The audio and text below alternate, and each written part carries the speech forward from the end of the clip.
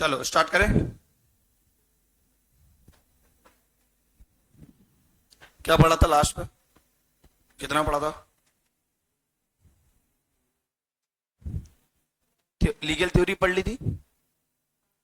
Roscoe pound पढ़ लिए थे? कोई नया बैठा क्या क्लास में? पहली क्लास? ओह बहुत बढ़िया। आपकी? आज आप तो पहले से। So we have started a new chapter which is a sources of law which includes jurisprudence, chapter number 1, which contains weightage of 8 to 10 marks in your CS executive. हमने जब स्टार्ट किया था तो बेसिक अभी पढ़ा था कि all about the law, law क्या होता है। देन आफ्टरवर्ड इसमें हमने ये देखा था कौन कौन से फिलोसोफर्स ने लॉ का सोर्स बताया है और अपनी डेफिनेशन क्या बताई है, राइट। सो यहां से अपन जब पढ़ रहे थे तो अपन ने फेमस जूरिस्ट के बारे में देखा। फेमस जूरिस्ट में सबसे पहले अपन ने सेल्मन से स्टार्ट की थी कहानी। देन फिर अपन ने जेरेमी बेंथम देखा था।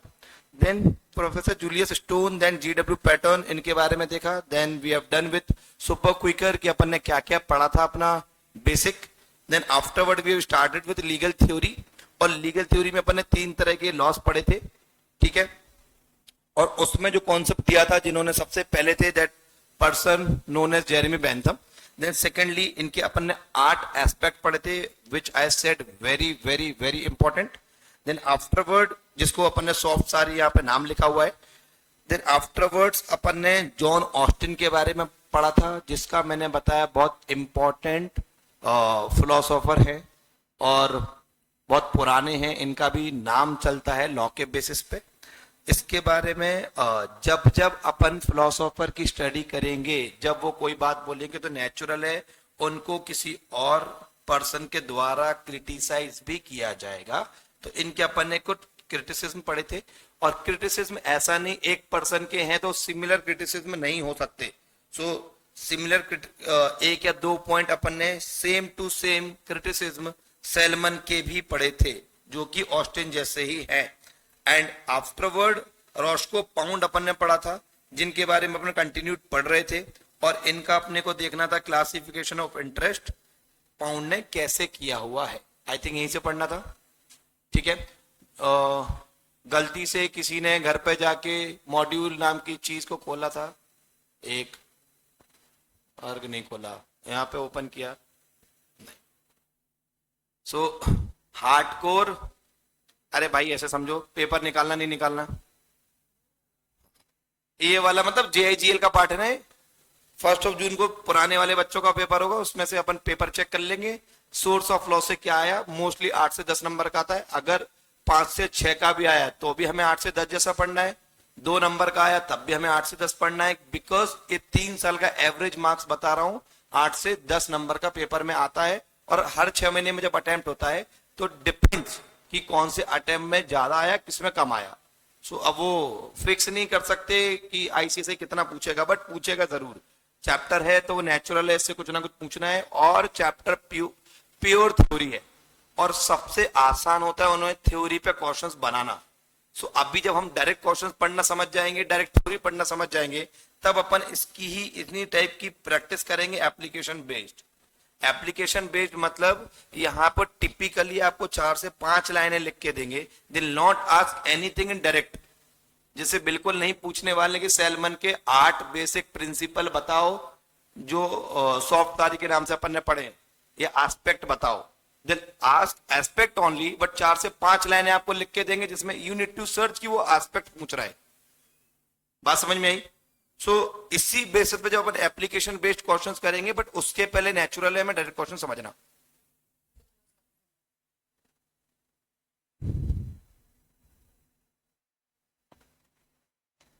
सो अपने को यहां से आगे बढ़ना था। जब अपन देख रहे थे ऊपर लीगल थ्योरी में, legal theory we have started with, अपन कौन कौन से देख चुके हैं?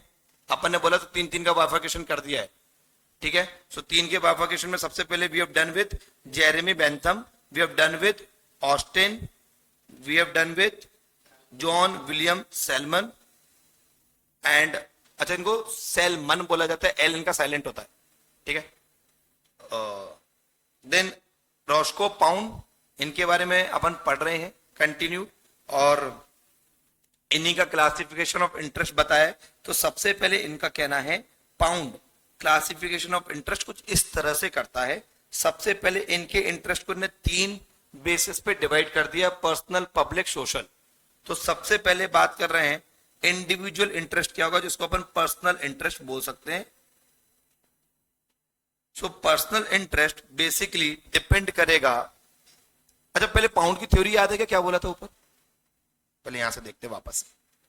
पाउंड कौन सी चीजों पे बहुत ज्यादा फोकस कर रहे हैं, सोशियोलॉजिकल फैक्ट्स है, सोशियोलॉजिकल इंजीनियरिंग, ठीक है। इनको आइडियल गुरु माना जाता था और ये चाहते थे सोसाइटी में एक ऐसा टूल बनाए जो पूरी सोसाइटी को चेंज कर दे on the basis of law. जब on the basis of law वो सोसाइटी में कुछ ऐसा चेंज कर, अच्छा जो सोसाइटी में चेंज करने जा रहे हैं तो ये अपने रूल्स नहीं बना रहे, बोले रूल्स तो गवर्नमेंट बनाएगी, बट एक थ्योरी दे रहे हैं कि मैं चाहता ही हूं, मेरा एम है, मेरा ऑब्जेक्टिव है कि सोसाइटी में किसी तरह का सोशियोलॉजिकल या सोसाइटियल चेंज हो जिससे हम मैक्सिमम नंबर ऑफ वांट्स को कंप्लीट सेटिस्फाई कर पाए, जिसको हम थ्योरी ऑफ सोशल इंजीनियरिंग भी बोलते हैं। इन are efficient society with minimum friction and wastage of resources. तो रिसोर्सेस का कम यूटिलाइजेशन हो वर्सेस हमारी जो पूरी सोसाइटी है, इसमें हम फैक्ट के साथ उस सोसाइटी को प्रॉपर उनकी वांट्स को कंप्लीट करें। अब सोसाइटी की वांट्स को कंप्लीट करना है, अपन इकोनॉमिक्स नहीं पढ़ रहे हैं, याद रखना। जब वांट्स लिख दिया doesn't mean it's economics. Want say मेरा मतलब है ऐसे कौन से रूल्स बनाए जाएंगे, रेगुलेशन बनाए जाएंगे, लॉज बना जाएंगे जिनकी वांट्स कंप्लीट हो जाए लोगों की। सो बहुत नेचुरल है, हम सोसाइटी में केवल क्राइम नहीं चाहते, हम सोसाइटी में केवल कंपनसेशन नहीं चाहते, हम चाहते हैं सोसाइटी हेल्दी रहे। And that is the only mean कि आप बहुत सारे जेल्स में भी देखते होगे, बहुत सारे कानून तहत भी देखते होगे। बहुत बार अगर कोई पर्सन ऐसा कोई लॉ का इन्फ्रिंजमेंट करता है, वायलेशन करता है, पहली बार करता है या लाइफ लॉन्ग कभी नहीं किया, गवर्नमेंट भी उसको 1, 2, 3 साल की सजा कम कर देती है। तो हम ऐसी कुछ सोसाइटी में चेंज लाना चाह रहे हैं, जिसके बेसिस पे अपन ने पढ़ा था कि इसके कुछ की स्टेप्स अपन ने पढ़े थे। ये चाह रहे हैं कि जो इन्वेंट्री मतलब काइंड ऑफ जितना स्टॉक, जितना लॉस का स्टॉक आप रख सकते हो वो रखो। देन ये बोला कि जो लीगली जो लोगों का सिलेक्शन हो, आई मीन टू से गवर्नमेंट में, वो सही जगह पे हो, सही लोगों का सिलेक्शन हो। थर्डली डिमार्केशन हो, लोगों के इंटरेस्ट का डिमार्केशन किया जाए, चेक किया जाए कि उनका इंटरेस्ट हम फॉलो कर रहे हैं या नहीं कर रहे हैं एज पर लॉ। मतलब इनने बोला लॉ की नीड देखो, वेयर इट रिक्वायर्ड की कॉन्ट्रैक्ट लॉ बनाओ। इनका कहना है देखो प्रॉपर्टी लॉज की जरूरत है क्या, इनका कहना है देखो प्रॉपर्टी लॉ में भी प्रॉपर्टी का डिवीजन करना है क्या। सो ऐसे रूल्स बनाओ जो सोसाइटी में हैप्पीनेस डाले, सेटिस्फैक्शन दे। And next they are saying consideration of means, जहां पे लोगों से एक्नॉलेज करवाओ कि ये चीज हम फॉलो कर रहे हैं। And last they are saying evolution of valuation principle just to measure and balance the interest in the society. So these are the things what Roscoe Pound is saying. Now इनने बोला classification of interest check कर लो कि लोगों का personal interest क्या है, लोगों का पब्लिक, पूरी की पूरी पब्लिक का इंटरेस्ट क्या रहेगा, और थर्डली सोसाइटी का इंटरेस्ट क्या रहेगा। सो सोसाइटी इंटरेस्ट तो बहुत सिंपल है, उल्टा पढ़ते हैं। सोसाइटी इंटरेस्ट के बेसिस पे ये चाह रहे हैं कि सोसाइटी केवल प्रोग्रेस करे। पहला मेन ऑब्जेक्टिव यही था कि सोसाइटी प्रोग्रेस करे। दूसरा इनका मेन ऑब्जेक्टिव ही था कि लोग रिस्क वे में ना रहें। अब रिस्क नहीं रहे तो सिक्योर्ड रहे, तो जनरल सिक्योरिटी इनका कहना था, जनरल सिक्योरिटी हो। तीसरा सोशल इंस्टीट्यूशंस की भी सिक्योरिटी हो। सोशल इंस्टीट्यूशन समझते हो, सोसाइटी के जो नॉन प्रॉफिट ऑर्गेनाइजेशंस होती हैं, बिना प्रॉफिट के काम करती हैं, जो सोसाइटीज बनती हैं, कुछ बैंक्स होती हैं ऐसी जो बिना प्रॉफिट के काम करती है, जैसे कॉर्पोरेटिव बैंक्स हो गई। सो इन सब का इंटरेस्ट भी सिक्योर हो, कोई भी चीज इमोरल ना हो, ये भी इंटरेस्ट था। किसका? रॉस्को पाउंड का। तो रॉस्को पाउंड ने अपने 3 इंटरेस्ट बताया कि पर्सन का एक खुद का पर्सनल और इंडिविजुअल इंटरेस्ट हो, दूसरा उनका कहना है पब्लिक का ओवरऑल इंटरेस्ट हो, और तीसरा सोसाइटी का पर्सनल और सोसाइटी का ओवरऑल इंटरेस्ट हो। देन सोसाइटी का जो मॉरलिटी जो ग्राउंड बोला है कि लोग ये चेक करना है गलत आदतों में मत ना जाएं, गैम्बलिंग हो गया, प्रोस्टिट्यूशन हो गया एंड मल्टीपल चीजें हैं, बाइगेमी हो गया, प्रोस्टिट्यूशन हो गया, इमोरल एक्टिविटीज हो गई, आतंकवाद हो गए एंड सो ऑन। देन इनका कहना है सोसाइटी में जितने रिसोर्सेज दिए हुए हैं उनको ऑप्टिमम यूज करना है, कंजर्व करके चलना है। Then next obviously social progress के लिए काम कर रहे हैं, और सोशल प्रोग्रेस तब होगी जब हमारी कंट्री में इकोनॉमिक, पॉलिटिकल, टेक्नोलॉजिकल और सोशल ये सब चारों चीजें सही मायने में हो, जिसको हम पेस्ट बोलते हैं। PEST लिखना चाहो वहां पे लिख लीजिए PEST, political, economical, sociological and technological advancement जब हमारे देश में होगा तब हम बोल सकते हैं हम रिसोर्सेस को बचा के चल रहे हैं। And last one, individual life, ये भी सोशल इंटरेस्ट के पार्ट है अगेन, कि हम चाह रहे हैं लोग अपनी कंडीशन देख के पर्सनल ग्रोथ पे काम करें और इंडिविजुअल लाइफ को भी सेव करें। बैलेंसिंग कंपीटिंग इंटरेस्ट, इसका भी बैलेंस बना रहे हमारे कंट्री में, ऐसा सोशल इंटरेस्ट हमारे रॉस्को पाउंड ने बोला। अब वहीं पे बोला भाई पब्लिक इंटरेस्ट क्या रहेगा।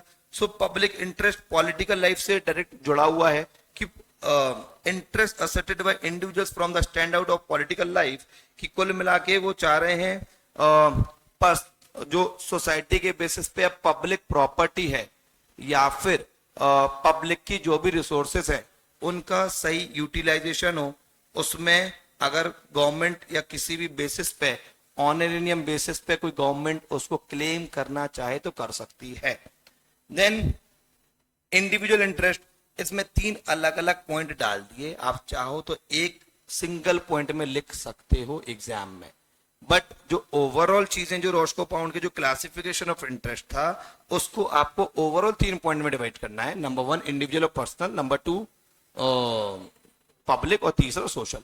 अब क्योंकि इसमें बहुत कुछ एक्सप्लेन करने का नहीं है, थ्योरी है, तो मुझे थ्योरी को थ्योरी जैसा पढ़ाना पड़ेगा, आपको बताना पड़ेगा, इन चीजों का चार्ट बना के लर्न करना, अभी से रिवाइज करना चालू करना, नहीं तो चीजें याद नहीं होगी, 2 से 3 बार पढ़ना पड़ेगा, ठीक है। देन छोड़ा हमने किसी को नहीं, इनको भी क्रिटिसाइज किया। अब इनको क्रिटिसाइज कौन से बेस पे किया, तो इनने जो सबसे पहले बोला था अपन यहीं पे लिख लेते हैं, इनने बोला भाई सोशल इंजीनियरिंग और इट्स अ टूल। अब सोशल इंजीनियरिंग तो बोल दिया तो समझ जाओ कि इनने बाकी कोई बातें ही नहीं की है रॉस्को पाउंड ने कि ऐसी थ्योरी होनी चाहिए। सो नंबर 1 क्रिटिक किया creation of interest by law, तो Pound suggested that interest pre exist law but in practice many interest are created by law themselves. तो इनका कहना है कि जो रॉस्को पाउंड है इन्होंने अपने सजेशन से ऐसे इंटरेस्ट बताए जो ऑलरेडी दुनिया को पता है, इनने एक्स्ट्रा क्या बताया। सो दिस बीन क्रिटिसाइज किया गया। Number 2 lack of creation for evolution, इनने बोला इनने जो थ्योरी बनाई है ऐसी कोई थ्योरी नहीं है जिसका कोई आउटकम निकले, जिसका कोई रिजल्ट निकले। थर्डली इनका कहना है ये इग्नोर कर गए कि जज का भी इंपॉर्टेंट रोल होता है। So while we have made the law, हमने अगर लॉ बना भी लिया, लॉ को इंप्लीमेंट भी कर दिया। अच्छा ये पता है 3 ऑर्गन्स होते हैं गवर्नमेंट के, कौन कौन से? लेजिस्लेटिव, एग्जीक्यूटिव और जुडिशरी। तो लेजिस्लेटिव क्या करता है? लॉ मेकिंग हो गया। एग्जीक्यूटिव क्या करता है? ये कौन सी गवर्नमेंट होती है जो एग्जीक्यूट करती है? केवल सेंट्रल एंड स्टेट। तो मैं ऐसा आसान भाषा में अपन अगर समझे, लॉ मेकिंग अपन ने Day 1 पे ही पढ़ा था, कौन बनाता है लॉ? पार्लियामेंट। तो इसका जो मेन लोग हैं पार्लियामेंट है। एग्जीक्यूट इंप्लीमेंट करने का काम किसका है? गवर्नमेंट का। अगेन, और गवर्नमेंट को कौन कौन से लोग इंक्लूड होते हैं जो एग्जीक्यूट करेंगे? पॉलिसीज, लॉज, रेगुलेशन, रूल्स, ये सब कौन करेगा? पुलिस। और उनके ऊपर स्टेट गवर्नमेंट। स्टेट गवर्नमेंट का चीफ कौन? सीएम। और कौन करेगा? बोले सेंट्रल गवर्नमेंट। और सेंट्रल गवर्नमेंट का चीफ कौन? Prime minister. समझ में आ रहा है? इनके लोगों में हिरार्की कैसी बैठी हुई है? एग्जीक्यूटिव में। अब बोले ये भी ठीक है, तो लॉ बन गया, लॉ को इंप्लीमेंटेशन तक भी पहुंच गया, बट लॉ को अल्टीमेटली जुडिशरी क्या करेगा? बैलेंस चेक रखेगा, तो अपन एक लिख दिया इसका चेक एंड बैलेंस है, और जुडिशरी क्या करेगा? डिसीजन देगा ना। डिसीजन देने का काम तो जुडिशरी का, आप कितने इंप्लीमेंटेशन कर दो, जब तक जुडिशरी अपना डिसीजन नहीं देगा तब तक आपका काम नहीं होने वाला। और जुडिशरी का मेन पर्सन, मेन हिरार्की कौन होती है? कोर्ट्स। और कोर्ट में हाईएस्ट बॉडी पे कौन होता है? Supreme court. और सुप्रीम कोर्ट में हाईएस्ट पावर पे कौन होता है? CGI, chief justice of India. और उनके नीचे सुप्रीम कोर्ट में कुछ एडवोकेट्स और सीनियर एडवोकेट्स, ठीक है। और दूसरी हिरार्की देखें, हाई कोर्ट। हाई कोर्ट में कौन? एडवोकेट। और एडवोकेट अल्टीमेटली क्या करेगा? रूल्स को फॉलो करेगा, और रूल्स को फॉलो करके वो अपना डिसीजन सुनाएगा, अपना इंप्लीमेंटेशन ऑफ लॉ करेगा, जिसके बेस पे जज डिसीजन देगा। तो ये भाई साहब भूल गए थे कि जज भी इंपॉर्टेंट की पर्सन है, जो आप इंप्लीमेंट करवा रहे हो सोशल इंजीनियरिंग वाला टूल, उसको डिसीजन कैसे आएगा। Got my point? Now the next is distinction between the interest. इन लोगों को कहना है, इतने सारे इंटरेस्ट डिवाइड करके अचीव करना क्या चाहते हो? अरे हाँ,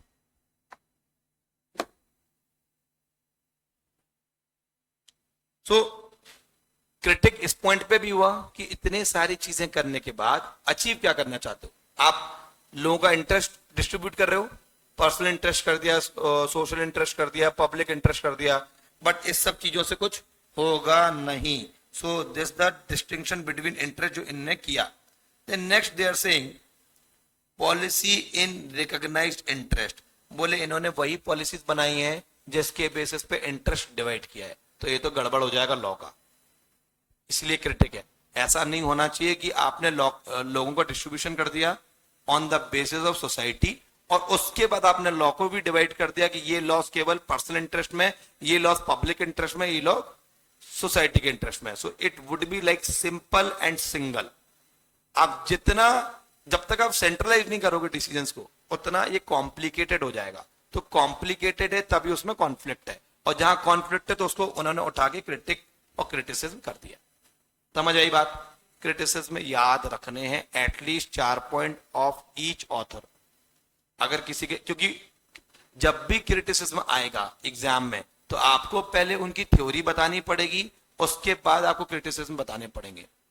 आप ऑन टिप ऐसे रखोगे, क्योंकि अपन इसीलिए जब नीचे देखोगे मैंने इसीलिए डिवाइड करके डिफरेंशिएशन चार्ट दिया है। तो ये रॉस्को पाउंड के लिखे हुए हैं विद क्रिटिसिज्म विद की फीचर्स एज वेल।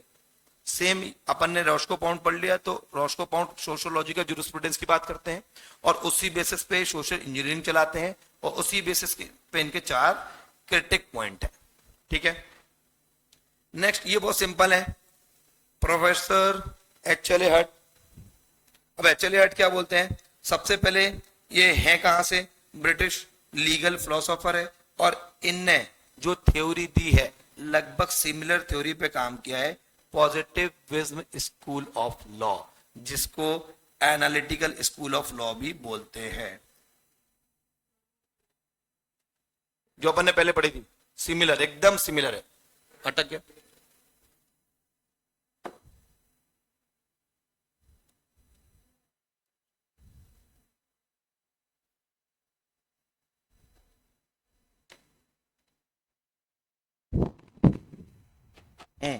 आगे बढ़े।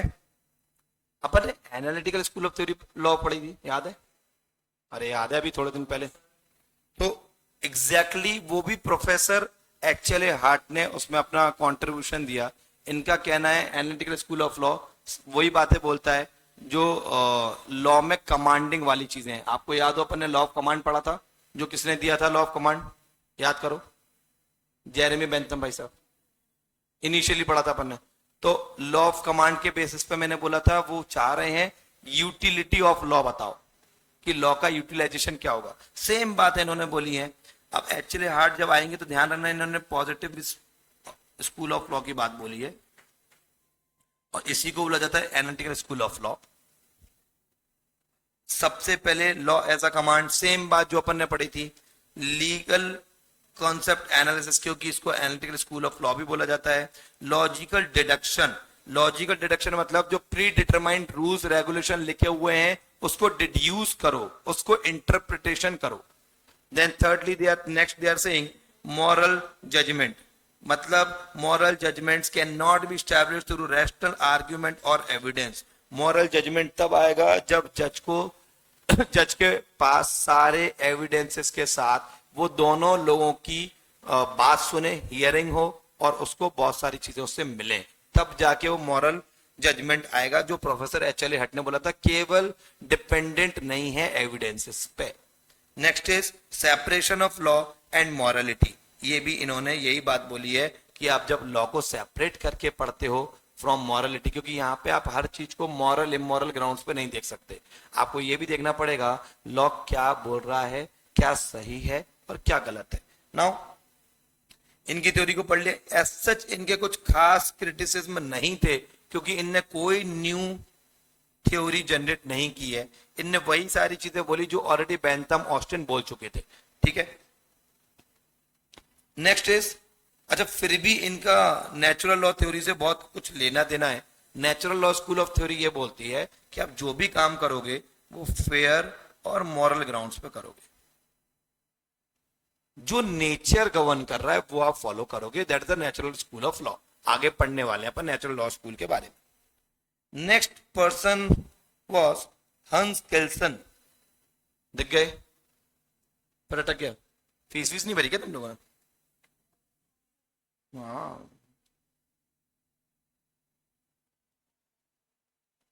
हंस केल्सन,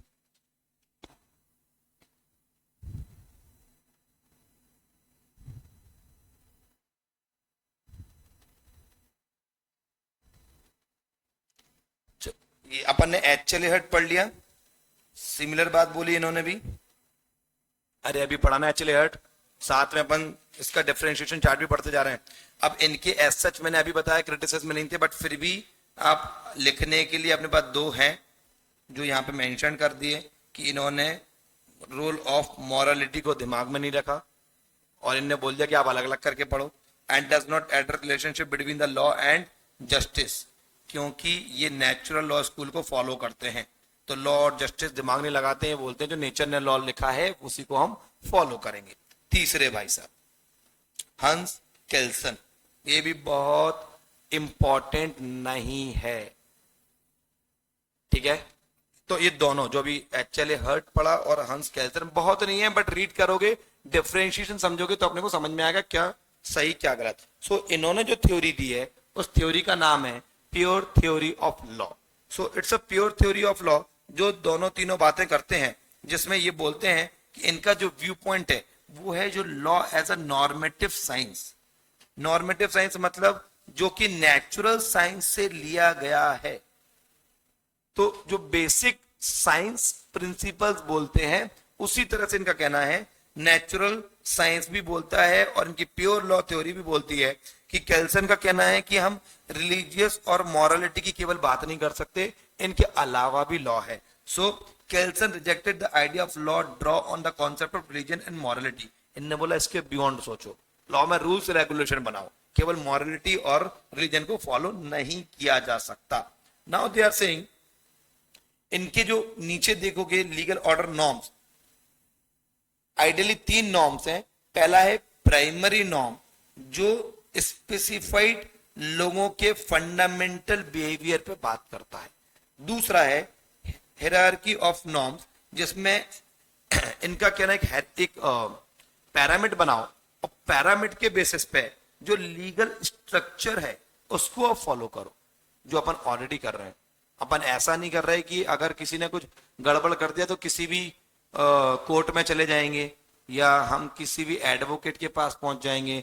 ऑलरेडी हमारे पास स्ट्रक्चर है उसकी हायरार्की है जिसको हम फॉलो करते हैं। अगर हम कोर्ट सिस्टम देखें तो कोर्ट सिस्टम की भी हायरार्की है। We have supreme court at the peak, we have high court, we have district court, district court में we have civil court, district court के नीचे भी we have munsif court, munsif court जहां पे 5,000 या उससे कम वैल्यू के केसेस लिए दिए जाते हैं। ठीक है, family court we have separate. So जब हमारे पास पैरामिड ऑलरेडी बना हुआ है, ये यहीं से निकली होंगी पैरामिड्स। डे वन, आप सोचो, आप 17 18 सेंचुरी में पहुंच गए हो जब हिस्ट्री पढ़ रहे हो, जब ये सब नहीं था। तो स्ट्रक्चर बनाने के लिए उनको कहीं ना कहीं तो सोचना पड़ेगा कि हम जो चीज या जो पॉलिसीज बना रहे हैं वो ऐसी हो कि जो सालों साल चलती रहे, जिसमें गड़बड़ होने के चांसेस कम हो। So kind of they are doing law का सही मैनेजमेंट करने की कोशिश कर रहे हैं। समझ में आया? तीसरा इन्होंने बोला लीगल नॉर्म्स को और मॉरल नॉर्म्स को दोनों को अलग कर दो, और अगर लीगल नॉर्म्स वायलेट किए जाएं तो उसको पनिश करो, सैंक्शन, जिसपे पनिशमेंट दो। अगर कोई वायलेशन ऑफ लॉ किया जाए, लीगल टर्म्स पे, लीगल नॉर्म्स का वायलेशन किया जाए तो उसको पनिश किया जाए। इनको भी क्रिटिसाइज कर दिया। They are saying it's very difficult to identify grand norm in every legal system. There is no clear yardstick for measuring its effectiveness. Law को मेजर करने का ऐसा कोई हमारे पास फंडामेंटल स्टिक नहीं है कि इसको फॉलो कर लो, इतना लॉ काम आएगा, इतना लॉ काम नहीं आएगा। जैसे साइंस में होता है कि अगर आप फॉलो करोगे तो हम मेजर कर सकते हैं, ठीक है। जैसे साइंस में भी अलग अलग चीजें होती हैं, बायोलॉजी होती है, केमिस्ट्री होती है, फिजिक्स होती है, जिसको आप ऑल टाइम मेजर कर सकते हो। इसको ऐसा मेजर करने का यहाँ पे लैकिंग है। Second, they are saying lack of time frame for validity. इनका कहना है कि जो थ्योरी आप दे रहे हो फेल इसलिए है, अच्छा क्रिटिसिज्म पढ़ रहे हैं तो इसके फेलियर ही पढ़ रहे हैं, इसलिए है कि provide a specific time frame for effectiveness of norms which takes validity context dependent. So point को इजी करने की कोशिश करता हूं। ये बोल रहे हैं ऐसी कोई टाइम फ्रेम नहीं है कि इतने दिन में आपको इतना लॉ बनाना है और इतने दिन में इतने लॉ को फॉलो करना है। सो जब तक वो टाइम फ्रेम आप नहीं दोगे, अब टाइम फ्रेम बहुत सारी चीजों पर हो सकती है, पनिशमेंट पे हो सकती है, लॉ को फॉलो करने पे हो सकती है। पनिशमेंट लाइक भाई आपने आईपीसी पढ़ा या सुना, उसमें हर चीज को लेकर टाइमलाइन है कि इतने दिन में इतनी चीजें नहीं होंगी तो हम आपसे इतने दिन की पेनल्टी लेंगे। कंपनी लॉ पढ़ रहे हो तो कंपनी लॉ में तो पेनल्टी पेनल्टी है, क्योंकि वो वहां पे टाइम फ्रेम बता रहा है। सो टाइम फ्रेम इनसे मिस हुआ। Interdisciplinary influence, so pure theory becomes less pure trying to analyze the ground norm as it required drawing on subject like sociological history or morality। केवल इनने बोला तीन ग्राउंड पे बात करती है, इसलिए वो प्योर थ्योरी नहीं बोलेंगे, ये लेस प्योर है। इंटरनेशनल लॉ, ये भाई साहब ने बात ही नहीं करी इंटरनेशनल लॉ पे। अभी तक अपन ने इतने सारे लॉ थ्योरी पढ़ी, सब में ये वाला क्रिटिक पॉइंट देखा, किसी ने भी इंटरनेशनल लॉ पे बात नहीं की है, ठीक है। पहले के 3 पढ़े थे, अभी फिर से 3 पढ़े, टोटल अपन ने कितने पढ़ लिए? 6, ठीक है। अब एक बार ये टेबल पढ़ लो,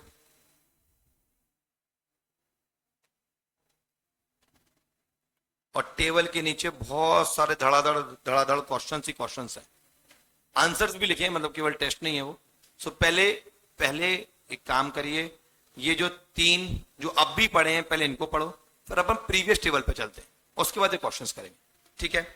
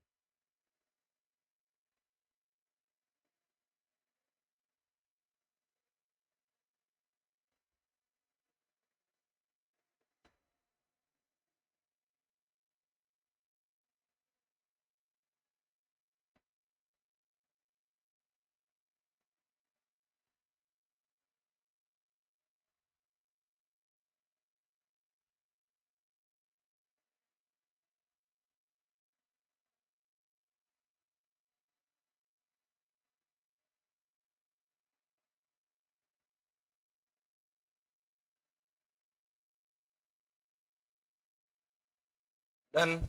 ये वाली पढ़ ली, पिछली वाली पढ़ी। क्या यार, स्पून फीडिंग करनी पड़ती है कभी कभी। ये तीन पढ़ लिए वापस से। बेंथम, ऑस्टिन, सेलमन, क्योंकि अपने को 6 के 6 याद रखने हैं। एग्जाम में कोई भी आ जाएगा, नो भरोसा, किसी पे भी नहीं कर सकते। ये तीन एक बार और रिवाइज कर लो।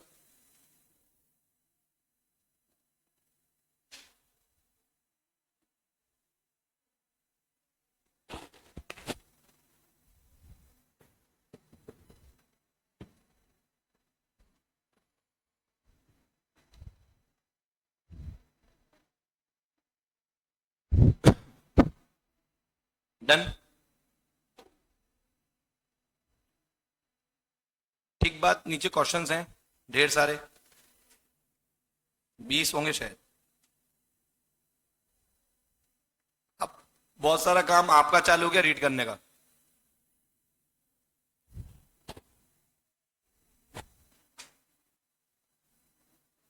मेरे नोट्स की एक्स्ट्रा कॉपी रखी होगी ना, उसको दे देते बेटा, यहां से ले ले। 2 जने को छुट्टी पे भी हैं, 2-3 जने। आ जाता हूँ, क्योंकि इसके बाद भी जो केस है वो आप ही लोगों को पढ़ना है। पहले यहां तक पढ़ो, पहले 20 क्वेश्चंस पढ़ो, विद आंसर पढ़ना प्लीज।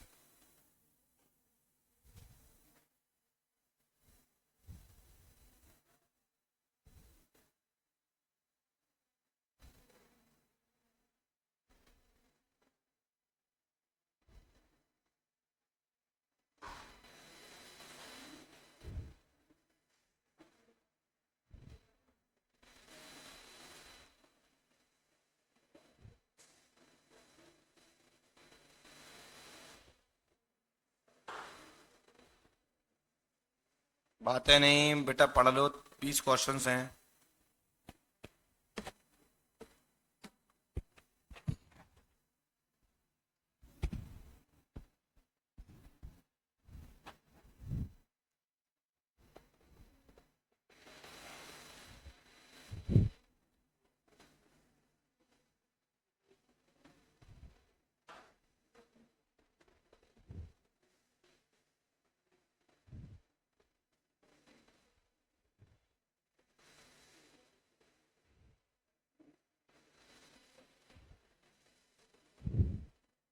क्वेश्चन नंबर 18 मार्क करना इंपॉर्टेंट है।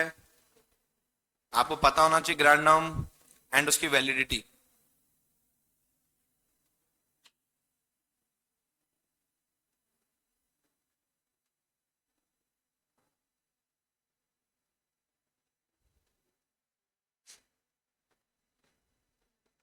क्वेश्चन नंबर 13 अच्छे से पढ़ना।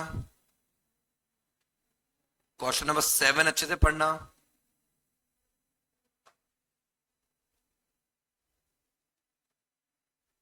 क्वेश्चन नंबर 4 अच्छे से पढ़ना।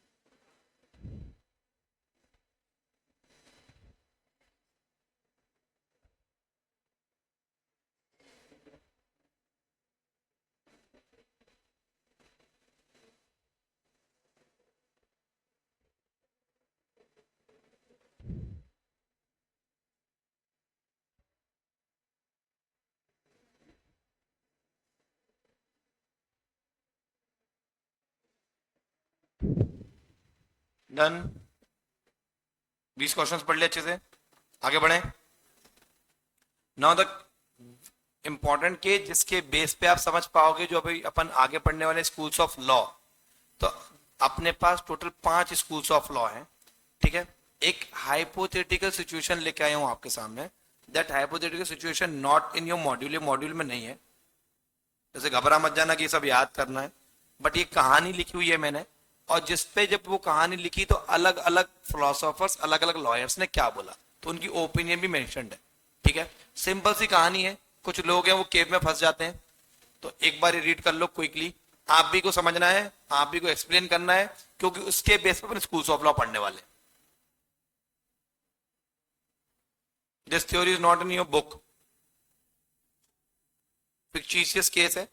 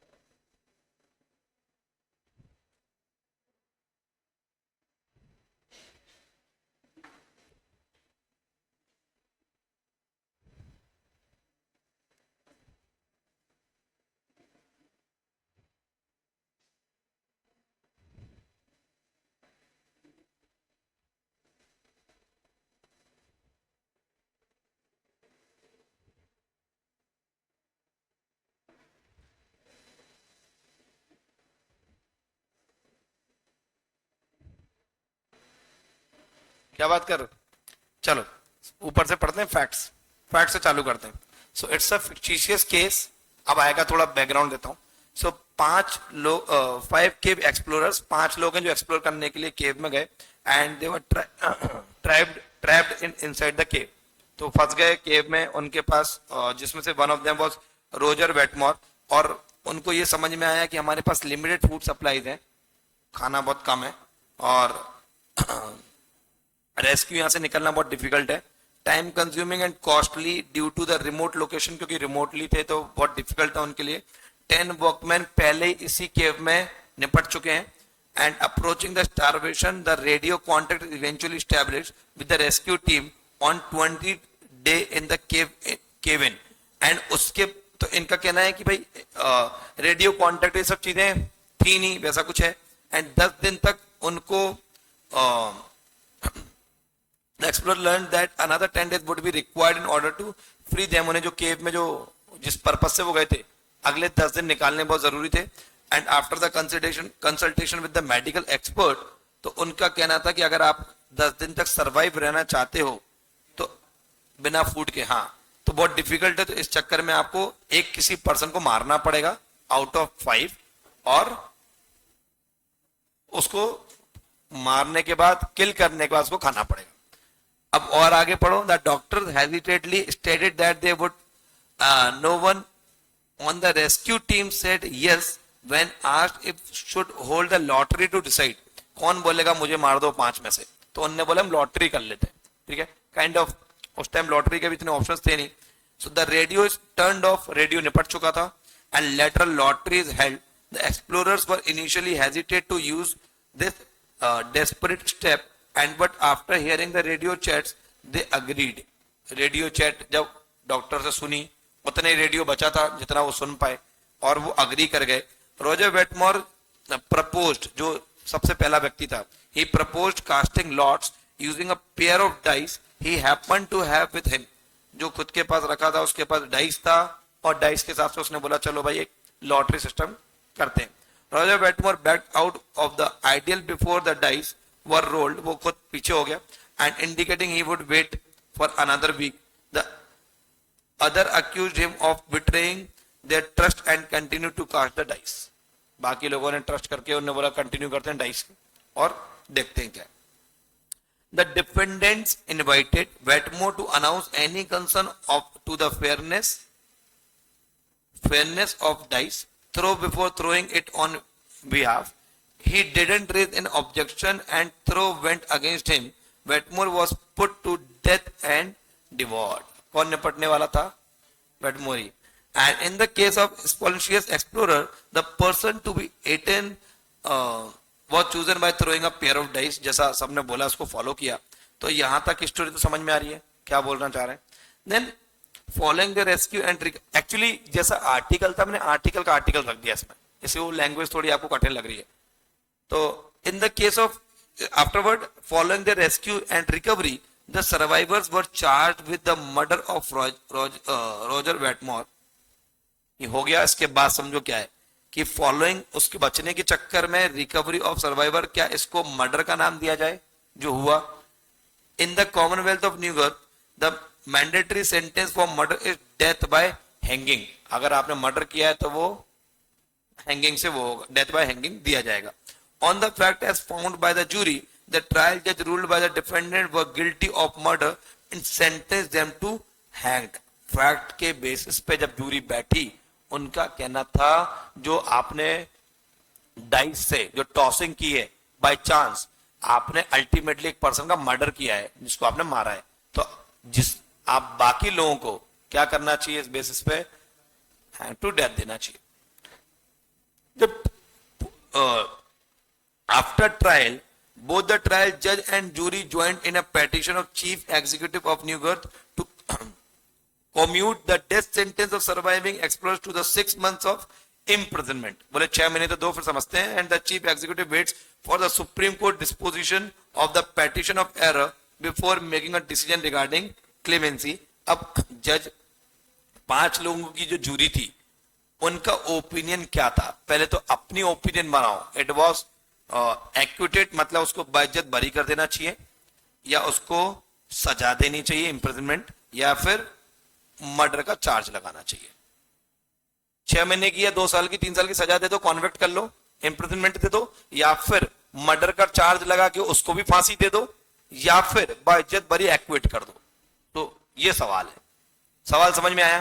अब 5 लोगों की जो जूरी थी उनने अपने अपने decision the on these grounds. तो पहले जो चीफ जस्टिस ट्रू पेनी थे, इन्होंने अपना वर्डिक्ट दिया, डिसीजन दिया गिल्टी.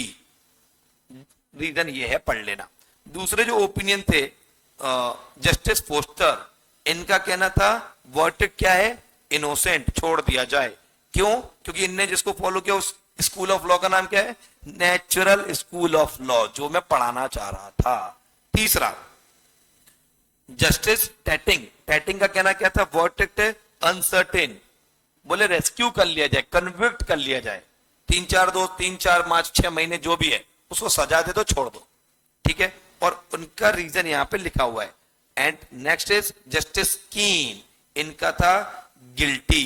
क्यों? इनने कौन से स्कूल ऑफ लॉ को फॉलो किया, पॉजिटिव स्कूल ऑफ लॉ, जिसको आपको याद हो, जिसको लॉ ऑफ कमांड भी बोलते हैं. इसको और बोला जाता है एनालिटिकल स्कूल ऑफ लॉ. और लास्ट नोट्स है ना अपने पास, तो क्या पुट. सो पॉजिटिव देख लिया अपन ने कि जो अपने जस्टिस कीन थे, इनका कहना था ये गिल्टी है.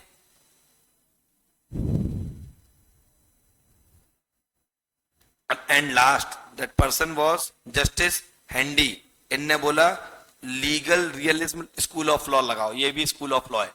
तो हमारे पास 5 स्कूल ऑफ लॉ है, मैं यहां पे लिख देता हूं. एक है नेचुरल स्कूल ऑफ लॉ, जिसको हमको पढ़ना है. दूसरा है एनालिटिकल स्कूल ऑफ लॉ, जिसको हम पॉजिटिव स्कूल ऑफ लॉ भी बोलते हैं. ये इसके बेसिस पे तो पर्सन को इनोसेंट कर दिया, इसके बेसिस पे उसको क्या कर दिया, गिल्टी. और तीसरा है सोशियोलॉजिकल स्कूल ऑफ लॉ. चौथा है realism school of law. Sociological school of पढ़ेंगे भी, नीचे लिखे हुए हैं. Fourth one is realism school of law, और last 5th is historical school of law. तो अब अपने पास जो इन्होंने अप्लाई किया जस्टिस हैंडी ने, ही applied legal realism school of law, ये वाला, और वर्डिक्ट और डिसीजन क्या दिया, मेरे हिसाब से उनका कहना था इनोसेंट है. So these were the verdict by the jury. 5 jury ने 5 अपने अपने वर्डिक्ट दिए, और उसके बाद बोला कि भाई अब वर्डिक्ट ऑफ कोर्ट डिसाइड करेगी क्या करना है. ठीक है. सो ये पूरी सिचुएशन हाइपोथेटिकल थी. क्यों थी? क्योंकि मुझे आपको ये वाली हेडिंग पढ़ानी थी जो अपने मॉड्यूल में है. तो एक आर्टिकल ले आया था ताकि तुम उस कहानी से समझो. इस सार को अपन पढ़ेंगे कल. Thank you so much.